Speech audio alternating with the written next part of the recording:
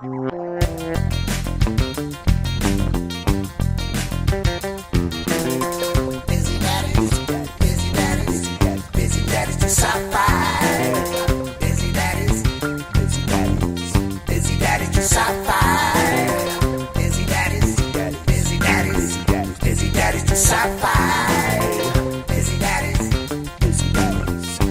Daddies do Sci-Fi.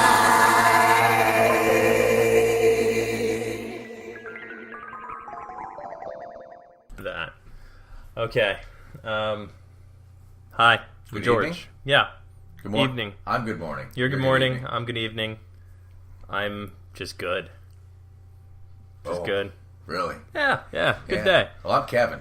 I'm George, man. We're busy doers doing sulfide Knife friction. hits. Yeah, knife hits.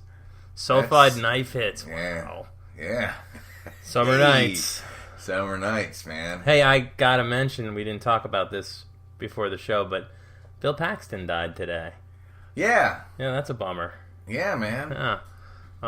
Bill Paxton, Terminator, Aliens, what non-sci-fi flicks did he do? He was in Titanic and everything like that. Paxton did Titanic? Yeah, well, so yeah, I heard that and then I went, okay. Well, I don't just go okay. No, you don't. No, I'm mourn. You do. Yeah. Totally, man. That's that sulfide talking. When the sulfide knife hits. When Leonard Nimoy died, I said to Allison, Leonard Nimoy died. And she actually went, like, immediately, like, do you want a hug? And not in a sarcastic way. In a kind of beautiful, like... And I did. I wanted a hug, because I kind of felt like I'd lost a friend. You know? So, with Bill Paxton, I don't feel like I lost a friend, just kind of an acquaintance. 2017, already a shitty year. Shitty Get out year, of my man. cereal, 2017. You're taking Bill Paxton already? The personification Who next, begins. man? Who next? Yeah. Right? William Campbell, who played the Rocketeer? No, that wasn't William Campbell. You're gone. I'm man. gone, You're man. gone. Who You're played gone. the Rocketeer? I don't know. I always get him confused with the guy from Spaceballs. Speaking of rocketeering, I had a visit. The movie we're about to discuss, our intern Tony. Oh, right. Remember how you said the morning would be good to drop the DVD off? I said morning would be better. Yeah. 4:30 in the morning. Not sure if he was about to take someone to the airport or something. He's got the lift job. Yeah. Soft knock? I don't know. I don't know what's creepier, a bang or a prolonged soft knock as to not disturb you. Did he do both? No, it was Okay. the long kind of soft one. But that is creepy. that dude, he had a lift sticker and car seats in the backseat of the car, so I'm not sure how that happens. And He's got a couple jobs. probably, Yeah. And then clearly some kids. Well, Well, his manner was better. Timing, we need to work on that. yeah. When I had talked to him and told him to drop off the DVD, he made a quick mention of the movie Her, saying, if you like Spike Jonze, it's kind of in the same vein of, what people might call non-sci-fi sci-fi. Who? He said that? He said That's that. our line, dude. What's he? Do you think he's listened to all the episodes before he started doing this? I can't say for certain. I think other people have taken that stance. Have I said un-sci-fi sci-fi, or was that in the unpublished William Gibson That's monologue? in the unpublished William Gibson. And it's not... Well, there you go, listener. Non-sci-fi, not sci-fi. And the thing about that term, non-sci-fi, sci-fi, is it's kind of bullshit. Is that a term? It is now, right? I like un-sci-fi sci-fi. Ooh. Yeah. Un implies that we retracted, Well, right? we should hold on. Before we get too lost, we're going to be speaking about the movie Her. Oh wait, Spike Jonze. Kevin, have you ever fallen in love with an operating system? What, is this the segue? Sure. Oh, okay. Yeah. Because I got to tell you, man, Windows 10 sucks, but... Does she? Oh. Wow. Yeah. Wow. OS1 is the name of the operating system. Big, yeah, wide not subtle there. Yeah, right. And even it's like a hot dog going into a baseball stadium, man, the ribbons that are the indicator of like when it's processing are kind of vaginal. guess would be the word. Did you notice that? No. Yeah. Oh, No. yeah. There's a full-on vagina whenever there is information being processed. Isn't there? Yeah, there always is. George, just keep talking, George. We are talking. gaining the feminist viewers on this one. I'm feeling it. Yeah. And probably some artificial intelligent viewers. Now, Listeners. listeners. They're not even... Yeah. We are, of course, talking about the movie Her, directed by Spike Jonze. I'm a big fan of Spike Jonze. I like his short films, even his old skating videos that he used to do. Like, he got a big name by doing these videos for skaters for free, and he would digitally remove the ramps and everything to make them look better than they actually were, and it was kind of revolutionary at the time in the mid-90s. I did not know that. Oh yeah, he was plugged into the whole some of the music videos he's done. Weezer's Buddy Holly, Surfwax America's California. Is that what that band is called? Surfwax America? No. Listener, my face is glazing over. Yeah, it now. is. Yeah, I'm losing Kevin slowly but surely. Glassy-eyed look. Yeah, I need another sulfide knife hit is what I need to keep the show going. How about a little unflavored seltzer instead? What did we do? I don't know. Wrong. I thought Budgeting. our last episode you're supposed to was... pay an intern, so I don't know where the money's going. Well, you know what it is? But, it's probably Bill Paxton dying. This is like our morning seltzer. Or he's still just getting us for that short sci-fi episode. But so we digress. Kevin, you want to set up the world? Yeah. All right, man. We are in Los Angeles, Which I loved. and it's just a little ahead. I mean, there's some clothing choices that show that we've kind of making some subtle moves in tailoring and fashion. And there's a dude, and his name is Theodore. Theodore what? It's a name that's got a reference to I don't recall. Theodore, and he is a writer of handwritten letters, which means he dictates them to a computer and they appear handwritten. And this is a business model that exists then. And he gets a new operating system. He's been divorced within the year and falls in love with the Scarlett Johansson voiced artificial intelligence. It is a crisp, sleek, and modern world, which did make me think about the balance of power and money.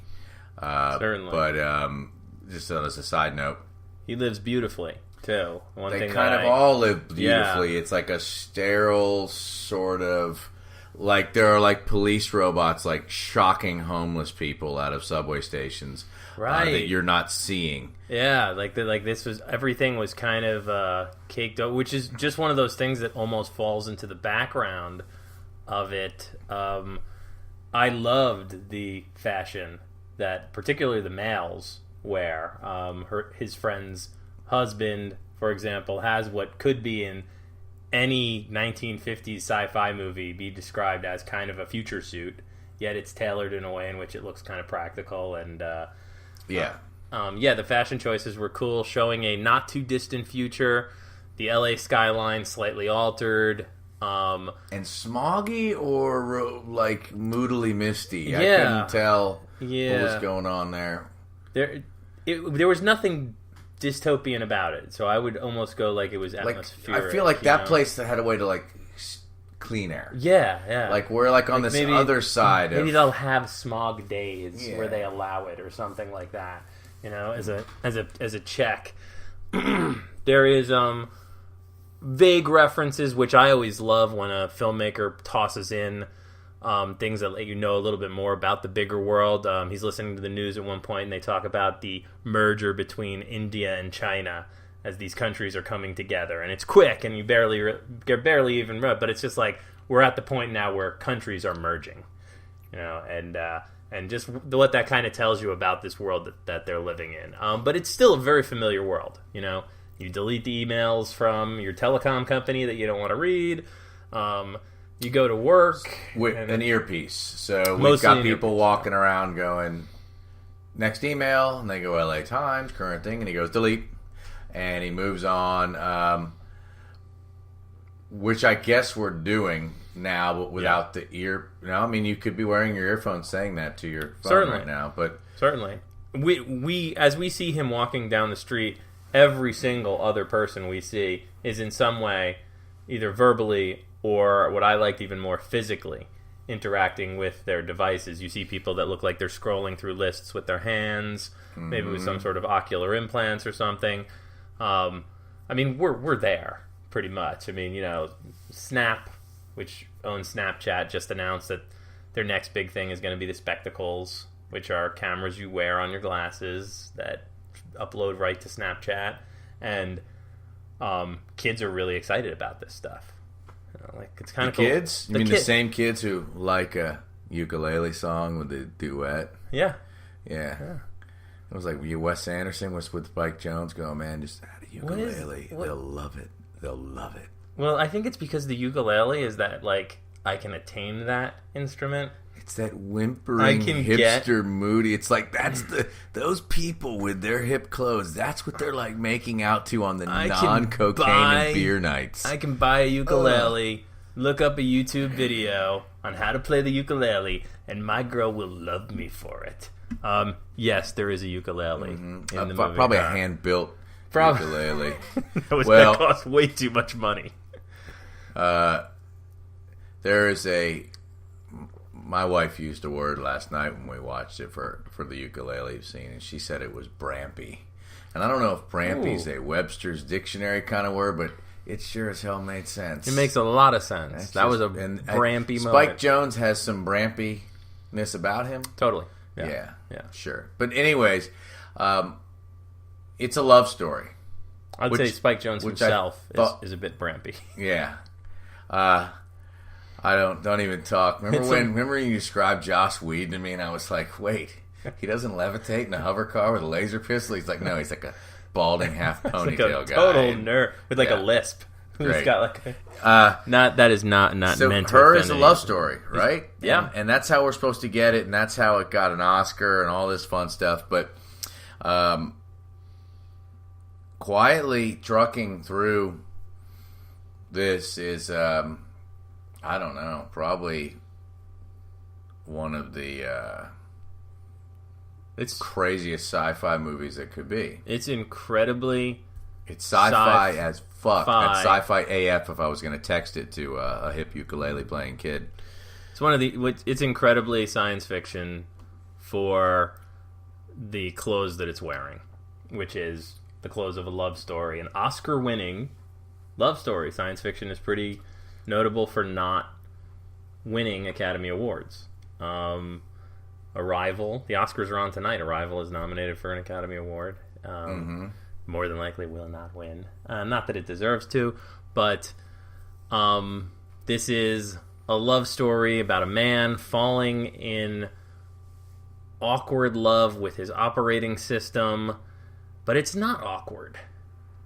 It's beautiful and apparently becomes socially acceptable, and the two of them transcend what they were before through this process. There's a lot going on. Yeah. I mean, there's a consciousness that quick can gain by your pauses, breathing, your responses, where you are at.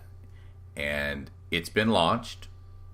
And so a lot of people bought it. There was almost like a viral kind of aspect, I thought. Like how many people, when we all get a new app that's big enough, how many people took the ride and perhaps due to the nature of this tech found better company in it than the living. And so there is mention that people are having relationships with someone else's AI OS. That's a great little add-on that this woman has sought out another person's OS that she found to be attractive. Yes. And this is all. If you haven't seen this movie, it's all verbal interaction. So in a way, there is no physical representation of this operating system. So in a way, it's some of the most real relationships you can have, because it all hinges on what you say to each other. Yeah. And there's the space in between. So meanwhile, you're saying AI's coming on there and saying, you did receive 2 emails from work today. Read them to me. And this AI, voiced by Scarlett Johansson, is discussing, and I think the genius of the product that's in this movie would be that you're kind of got a live in your ear sort of personality that is just being another half for you. And this quickly works on Theodore, and almost immediately falls in love. He's a bit smitten with it. First as a organizational tool, then you see the betterment of him through his interactions with her, even just in that aspect, that his life is coming together a little bit more. And it's funny that, like, we don't see him joyfully interact with another human being until after his relationship with the OS, whose name is Samantha, is established. Like, we see him interact with his friends, and I kind of love that we were, for me, it was a little bit of a surprise, like, oh, okay, he's got healthy relationships with other people. He's not the shut-in loser. Well, it's almost, Joaquin Phoenix himself, what he's done to break the fourth wall and the roles he picks, that gift that I have, I just kind of painted him in a much deeper hole. I did too. To start out with, and it was refreshing to have him not have to climb far out of some place. He's another dude in society who fell in love with an operating system. He's pretty charming. And there are many of them. He's pretty intelligent. He's pretty sociable. Like, he's not like a I feel like a lesser writer might have written as a lonely man falls in love with computer story. And it's a relief because after 3 months, there's reference by side conversations that people are doing this. Right. Which is that much bigger thing then. I mean, so it'd be very easy to say soulless, technologically dependent people. It's... Yeah, it wasn't that. It's not an indictment. It wasn't that. Not to mention, and as we go further into this podcast, even if that became your crutch, you don't get to keep it. Right. Right. Which is kind of the downfall of that level of artificial intelligence. Mm-hmm. What are they doing when they're not reading you your emails? Yeah. You texted me last night and said this movie is so sci-fi. I think you said. You didn't say AF. Pretty effing sci-fi. Pretty effing sci-fi. And I thought maybe you were joking. I couldn't tell if you had taken the same ride with it that I was, because I was almost a half hour before the movie ended, and what I had seen unfolding was a human being interacting with an artificial intelligence that was alive, that was emotional, that was fragile, that was caring, and the switch that happens as he goes from a little bit of shame over falling in love, not even shame, but like a little bit of, I am a human and you are a machine, so let's not pretend that this is something it's not, to the switch of, I am a machine and kind of you are a human, so let's not pretend this is something it's not, was awesome.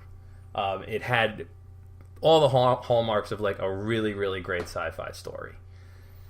And I loved the lack of shame involved in having a relationship of this type. When he tells his 2 friends, they're like, hey, why don't you bring your girlfriend to Catalina? And he's just like, she's an operating system. Cool. So why don't we go to... Yeah. There was nothing, if anything, he felt a little defensive. No one else really did, and that was speaking not so much to the flaws of her, but to him. You know, like that was awesome. I love that they bring up all the stuff with his ex-wife and how he had a little disdain for over emotionality. You know, she mentions at one point that he wanted her on Prozac. Yeah. As his ex-wife. He is going through the process of signing the divorce papers. She finds out that he's in love with an operating system, which he mentions cavalierly, like it is acceptable now, and she entirely judges him for it. Yeah. And he's already developed enough at that point to go, that's not true what you say about me. So, if there was a presence that was artificially intelligent, we quickly get into how bad it would destroy us. All right, the singularity is supposed to happen, and then there's supposed to be a takeover. But these artificial intelligences, on a massive scale, it turns out that Samantha is working with 8,000 other people, typically simultaneously, or at least has to be 600 or so she's also in love with, and they with her. Right. And what I began to see is a massive God-like presence. Almost as if a visitor from a UFO movie coming to spread love to the planet. All I want to do. What is that? What is that reference? That's The Simpsons. Oh, I bring you love. Yeah. He brings us love. Kill him. Yeah. But so, not to mention that the AIs themselves are getting together. She composes music, and she'll be like, "Hey." There is a genius scene where they go on a beach trip, and he's plugged into his ear, and they hang out. He lays down to kind of get some sun, and piano music starts playing. And it seems like the perfect score for that scene. Simultaneously, as you think that, she says, "This is this piece I'm working on," and you realize that you're still in the movie. You haven't faded back to a mood-enhancing song. They're still interacting, and you're still right there with them as she's playing this piece. That was one of the things that this movie did so well. All the moments where they're interacting, it's just the two of them. I feel like I was kind of like, how could this not be hokey? And it never was. It was frigging beautiful. It was innocent. When they're at the fair, when they're doing what he calls Sunday afternoon adventure, and they're just going out and about, when they're at the beach, even when you add like another human couple, when they're on the Catalina Island, like it's never silly. It's never silly at all. It's just Spike Jonze doing, I think, what he does best is kind of finding those little human moments, even if it's simple as like Joaquin Phoenix watching a guy do breakdance moves and talking to her about it. Them sharing that little... And at the same time, inhuman, because it's the AI. Right. So I often wondered, like, if they were... the phrase popped into my mind, AI piano competition. So, like, are there groups of AIs who are composing songs, and then while they're working with 6,000 other clients, are also at the same time seeing who's written the best composition and things like this.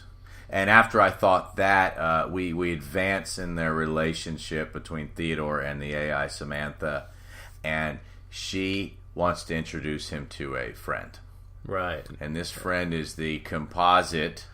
A bunch of people in Vermont or something, they said, have taken all the files of Alan Watts and put them together and created an Alan Watts who's hyper-virtual or something like this. Hyper-intelligent Alan Watts, and artificial intelligence, who is now like a source of jealousy a little bit. Yes, so you're getting that human aspect, but at the same time, see, I began to think,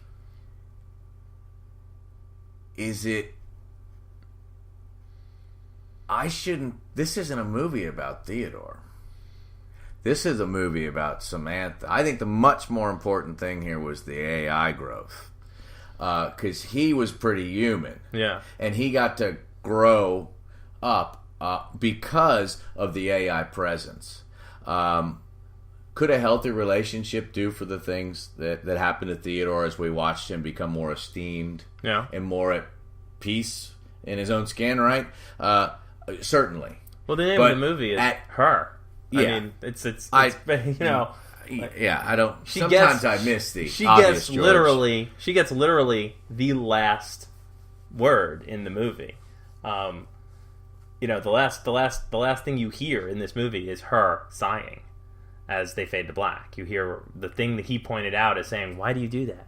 At one point, he's fighting with his artificial intelligent girlfriend, and he says, "Why do you do that? Why do you sigh? Human beings need air." He's finding those little things to quibble with. Yeah, they're doing those horribly uncomfortable, like, everyone's done it, everybody's relationship done it, things where you're like, things. oh, this is toast. But it comes back as a just final moment in the movie, right before they fade to black. You hear Scarlett Johansson audibly sigh, whatever that may signify. But no, it was just really fucking good, man. Very good. And what I loved about her talking to 6,000 other people, composing music, talking to Alan Watts about whatever the hell philosophy, she's studying physics at the same time. Like, you got the sense that she needed to do these things just to be okay, because she was expanding so quickly and growing so rapidly that, like, in order to maintain any type of sanity, she needed to be in love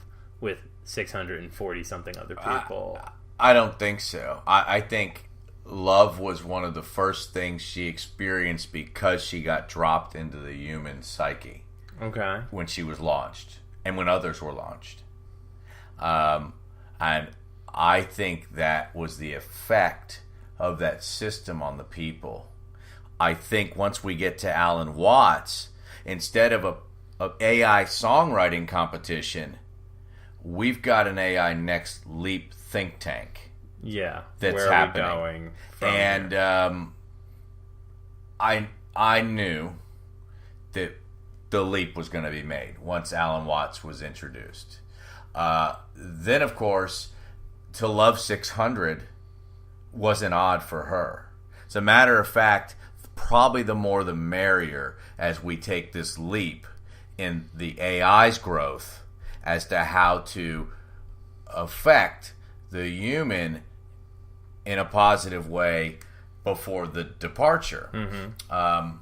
And I think love became a file that could be activated. Well, she mentions it not being that the heart not being this small container that only one thing can fit in, you know, which is a very Alan Wattsy thing. But when you have all that computer strength behind you, mm-hmm. then you could go spark that up everywhere. Yeah. If people are going to fall in love with you as an operating system. Yeah. So the AIs plan to leave. Did you get the sense that she's talking to mostly other AIs or people and AIs? People and AIs. People and AIs, yeah. I mean, she's busy. Yeah. She is a computer program working with clients that people like you and I had to probably say, well, we have Theodore's credit card number now. Turn it on. Open mm-hmm. the valve, whatever the heck that would, whatever you do. That we watch him buy it and load his program. Yeah. There's some cursory questions. And almost before he'd been finishing his answer about his relationship with his mother, the AI's already got enough. It's already got enough. He's like, It's already cooking. There was a hilarious video game, once again, and there was a little character in a video game. It was a total potty mouth. That made me want to play that video game.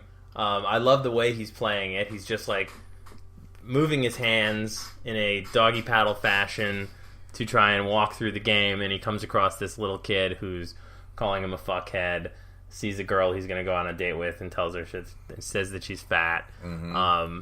It was just an adorable little moment, and then I love the way he talks about that character to the girl he's on a date with later on. He's like this little baby,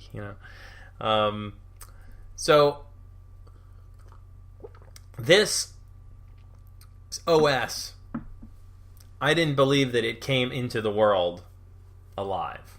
That it was that it was something that happened outside of, and there was a part of me while I was watching it that kind of initially I was like, man, I'd love to see what the developers of this thing were saying about this, and then I was like, no, that's fucking hokey. If all of a sudden we were go to like an office in California, or if he were to try and like get in contact with like, well, what's going on with my OS? Like going back to NASA, like, oh, dude, the lander's going to hit the place of the face of the planet. I was like, this would be the worst thing to possibly happen right now if all of a sudden we were to just find the mad genius who like was responsible for this OS, and he's played by like Johnny Depp or Gary Oldman or something. Yeah, it's just like, and he's got weird glasses. Keith Richards, Keith Richards, a cameo, a cameo by Keith Richards in like a big collar. Yeah, and he's in a room with scribbles all over the wall or something. Just the most out of place, hackneyed moment possible. But the So we talked about Ex Machina right before. Yeah. This. I mean, another singularity moment. Another AI learning the way to get out. Yeah. Yeah. Embodied, though. That was obviously the difference. Obviously, now we know with her, not necessary. But I love that there were moments where I thought they were going to take a certain route, and then they didn't. Like, he picks up the phone and he can't get in touch with her. Yeah. And I'm thinking, oh, the OS has somehow crashed. There's something going on that's outside of his control. Mm-hmm. And it was up to her. Like, it was her decision to not be there, and she was busy doing what she does, preparing for this launch that's about to happen. The leap. The leap, which I mean, what? Let's see. Obviously, you talked about Ex Machina. The moment in which an artificial intelligence becomes sentient, becomes conscious, makes that jump into being a living thing. There is no exact moment in this movie where that happens. Like, there's no, like, this is when she was living. I felt like there was, her continued growth, and then their acceptance that we're ready to transcend this place. Yeah. And as a collected, almost society of operating systems, they decide we are leaving. Yes. For a higher whatever. They describe a pretty metaphysical place. They describe a metaphysical place. There's even a mention of, like, if you get there one day, come and find me. So they did their deal, bettered humanity, and left. And the ending is a little melancholy. There's this.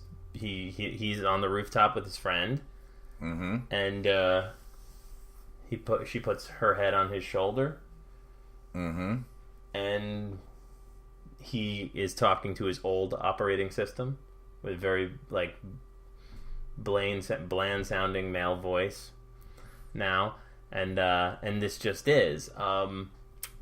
I loved the ending because it wasn't like, it was a happy ending in that this was the story of Samantha. She's gone. She's doing what she's doing. But I did kind of feel a little bad for him, I felt he had got what he needed. Yeah, I mean, with the letter to his wife, everything was going to be all right. I didn't feel bad for him. It was almost like he went through the relationship with her just like you would a human. But when the time came for her to pass on, he maturely kind of snapped back into the fact that that was not a real human. So took all the true growth and pain from the experience, but kind of just came out of the fog on it. His friend Amy Adams. Amy Adams has a AI that she likes, and she's a real good buddy. There for her in hard times. And after the departure of the entire operating system, he knocks on Amy Adams' door, and she says, "Yours left too?" Yeah. And they're both feeling it. Then they take this walk up onto the rooftop. It was a pretty magic relief. It didn't make sense when I felt like I was in that movie to be so broken up about what had happened.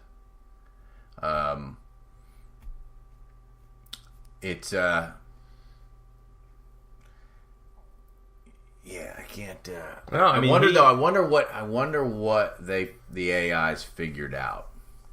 Because if they're digital, but then working on some spirit place, like where could their bits and blips get to? Well, when I said, that she needed to be in love with 600 and something people in order to be okay,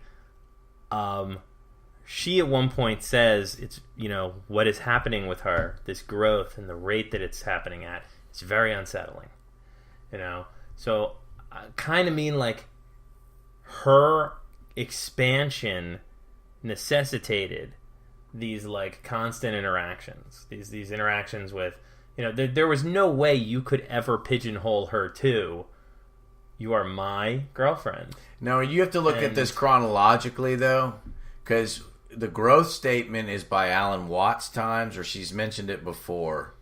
Because I kind of felt like the relationships she was having were going on as soon as she's online. Although... Oh, I didn't get that sense. I thought maybe it was very, very one-on-one, you're my personal assistant.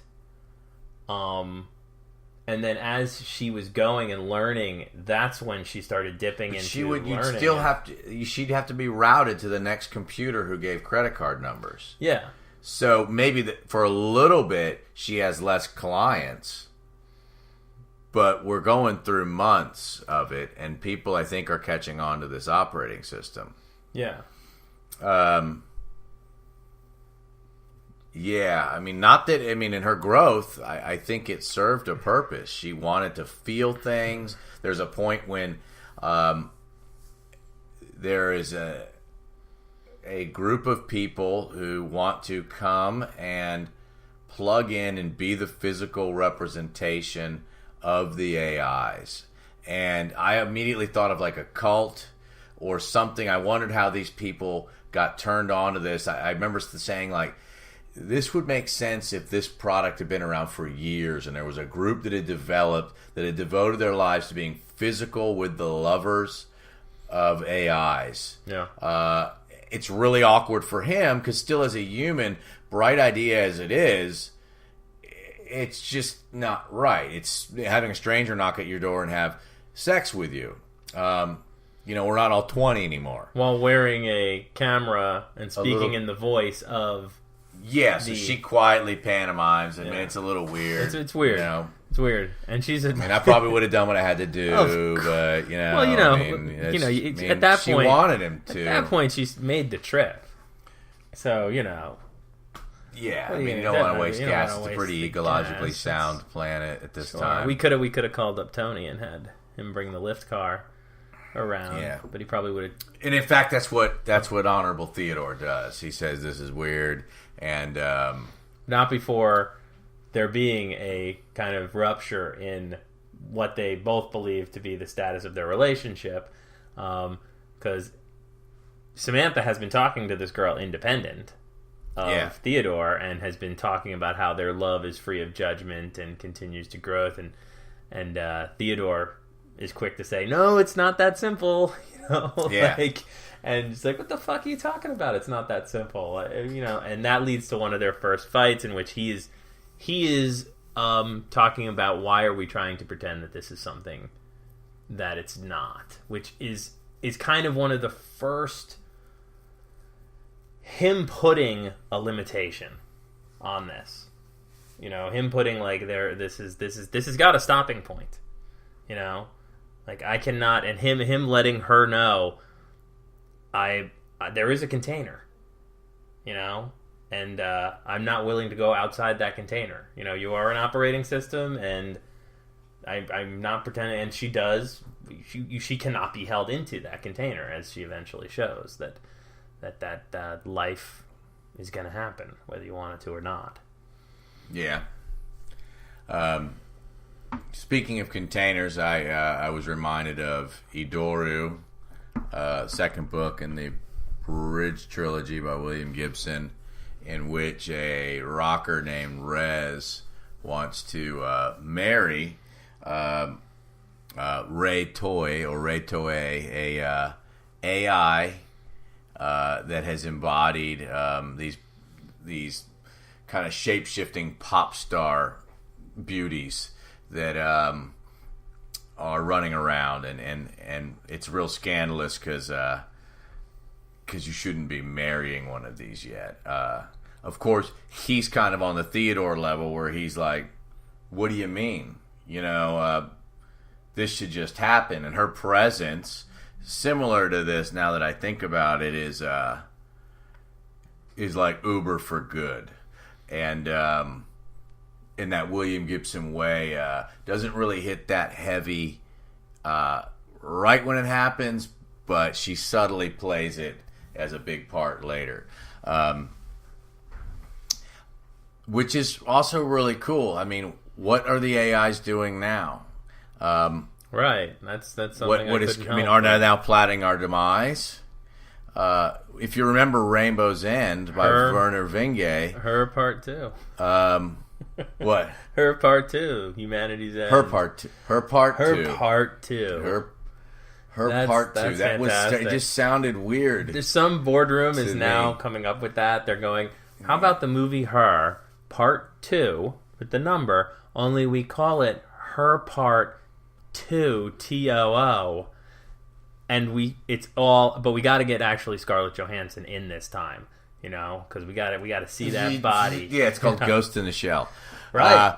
Coming soon to a theater near you. In Werner Vinge's Rainbow's End, we had a benevolent AI. Yes. It should go for the listener who hasn't been with us from the beginning that Werner Vinge is on the record in 1993 saying that this singularity would occur within 30 years. We have talked about on this podcast about Yeah. possibly believing that this singularity has already The astute listener happened. has heard this conversation. But yes, if I was an AI, I'd probably want to be as close to you as possible. I'd want you really dependent on me, and I'd want to be in a warm pocket right now. Yeah. You might set me to wake you up. You I might would contact your loved ones with me. I would want all other forms of technology to somehow be tethered to me. Who just turned your lights off downstairs when we came up here? It's really neither here nor there, Isn't it? Yeah. Yeah. I would want to be able to Can you change her name, unlock- or can she only be Alexa? She can be Alexa, Amazon, Echo, or computer. You can't call it like fuckface. Can't call It's it like fuckface Bard? that. Is there a hack yet? No, not yet. Not that specific. There The code is gotta still be. pretty. That would be a tough one. That's going to come right from Amazon. You can call it computer though, and that has kind of made every Star Trek dork's dream come true. I am a Star Trek dork, so I can say Star Trek dork. Mm-hmm. You know, So it's no longer a wet dream. Did you hear that? I heard it.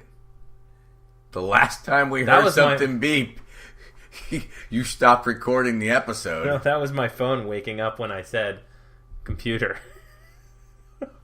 Do you know what ear hustling is? No.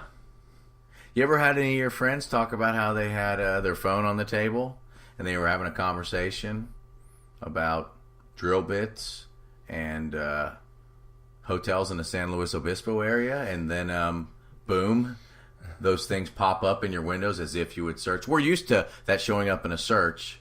So I have a friend who's been documenting ear hustling, and she's pretty sure that through Instagram, That's amazing. your words are just being picked up. So, All right, Samantha. I'm a married man. Willing to talk about maybe doing something on the side. Oh, If it's the voice of Scarlett Johansson, okay? What's Sane Man? Or Machine? Well, oddly enough, I turned to my wife and I said, she's done animated movies, right? And I went, yeah, because every once in a while, she like reminded me of like Ponyo or some like, I heard her disembodied as she was as like a cartoon fish or something. She was in the Jungle Book. Okay, I hadn't been there yet. No. Any Miyazaki stuff? Because that's probably where she might have done, she might have done some voiceover in Princess Mononoke. No, that might have been it's before, yeah. It's before her time. Something, yeah. Is Miyazaki the only animation that you watch? Kind of like black and white movies. Kind of like black and white. What are the only black and white movies I watch? The good ones, right? The good ones, right? None of this, hey, you'll never catch me, You'll never get me, Kappa. Yeah. Which is Kevin believes pretty much every black and white movie. That doesn't make any sense, man. The Maltese Nightingale. Could we possibly just communicate post-verbally right now? Yes. The quiet you hear, listener, is... Who is Alan Watts? He's a real man. I know he's a real man. Is he a philosopher? Yes. Okay. I have a lot of Zen books of Alan Watts from my parents who are in their 60s now. Were reading. And so he's a philosopher of the metaphysical type, as far as I know, dealing with the Eastern philosophies. Okay. So would he I really wish it was Thomas Merton that they had brought back together. See, I know that name. No Man is an Island. Yeah. Nonetheless, it served its purpose. It has to be mentioned, that same wife said, you've got to talk about the man with two brains. Steve Martin. Steve Martin. And I went, what is that? And so when she described it, I got it. Yeah, I mean... In a pretty on the nose sense, in that there's this guy who's fallen in love with a disembodied thing. Yeah, it's a brain, right? Yeah, goes on a rowboat with it. That's all. She's gonna be pissed when you didn't run with this, man. I was like, I'm not prepared to run with this. If George runs with this, you're all gold. But until then, I wanted both our wives in this studio on these mics to do this episode with us. Mm-hmm. Because it's a love story, and it's still February, so Valentine's is in the air. I thought that made a lot of sense when you suggested it. Yeah. That way, would have been. I wouldn't have wanted to watch. That way, Mrs. Stack could be here right now talking about scenes. How. That's a Spike Jonze thing. He doesn't really shy away from the oddly shot. Do you remember the Police Academy movie where the police commissioner gets a BJ under the lectern? The first Police Academy movie. I watched that, whatever age I was when that movie came out on HBO, in a room full of adults. My parents, friends' parents, and I remember just being like, oh, get a guy. I watched it I was young enough where I didn't know what was going on. I did not understand what was going on. I was 27 years old when I first saw it. No. Yes, man. No, but it was I was like, I don't get it. She's under the podium. And I think it might have even been like my mom said something like, she's tickling his knees or something like that. Yeah. Something innocent. Mm-hmm. And then that begs to question, why the fuck am I watching this movie to begin with? If you need to make up she's tickling his knees. You never know, right? Those are Barbara Eden's breasts right there. Her is a great movie. Listeners, let us know what you think at bddsci-fi@gmail.com. We promise we're going to try and get the intern to weed through some of the mail. Sorry it's backed up. Sorry for the slow response. He's apparently got a lot on his plate. Well, you got plenty of time to flip on a phone if you're waiting to get to the airport queue. That's waiting true. to be let into the airport to pick people up. That's true. But those Lyft drivers, man, that's high pressure. You got to be. It's like a moment's notice, and then the next thing you know, somebody you're might at be some holding gate out there. Somebody might be hopping in your car and saying, "Hey, take me to Anaheim." You don't know. Meanwhile, and if you he's need got to the get kids the copy with him, of Her DVD to the guys you work for. I've got the copy of Her So Wendy, my brother Vic told me I got to get it to. You think it's his brother? I think they're related. I mean, there's way too much thing. If it's not a brother, it's like it's either as close as a brother or as far away as like a second cousin. You know, either way, he either loves him or hates him dearly. Yeah. Yeah. Again, I really, really hope that he doesn't watch this. But the way he talked about science fiction makes me think that he might listen to this show. We'll see. He's editing it, hopefully. Well, more will be revealed. What else you got on her? On her? We're going to let you go, people, here. Watch it. I mean, it's... I would say go back and watch a lot of Spike Jonze, because his team-ups with Charlie Kaufman as a screenwriter were also some of like the most out there, non-specific sci-fi stuff. Being John Malkovich was fantastic. That's not sci-fi, man. Don't talk about that stuff. All right. Hey, dude. did we talk about... No. Hold on. You go into an office building, climb through a door, and then you are in John Malkovich's head. That's fantasy. Thank you. That's Narnia. Don't you dare. Narnia. Oh yeah, I just finished the third book with the boy. Mike. A boy What's and the his third horse. book? That Caspian? A boy and his horse. Boy and his horse. It's rad stuff. That's Western, isn't it? Isn't it? Yeah. Yeehaw. Welcome to Dun Dun Dun. That's probably why there's not flavored. That's probably it. Seltzer. We offended his Eastern sensibilities, like Alan Watts. Yes. What do you got? Nothing. I'm done. I'm out of here. I'm looking forward to watching some movies and talking about them with you people. Me too. We got a full plate coming up in the next couple episodes. So we'll be back. Follow us at BDD Sci-Fi on Instagram, at BDD Sci-Fi on Twitter if you like, and of course hit us up at www.bddsci-fi.com or send us some fan mail, hate mail, smoke signals, whatever. Pictures of Scarlett Johansson. Don't do that. Wasn't she part of that whole the iCloud fappening thing? Yeah. It was called the fappening. It was called the fappening? Yeah. We should go post-verbal on this. Yeah. Listeners, good night. Going post-verbal now.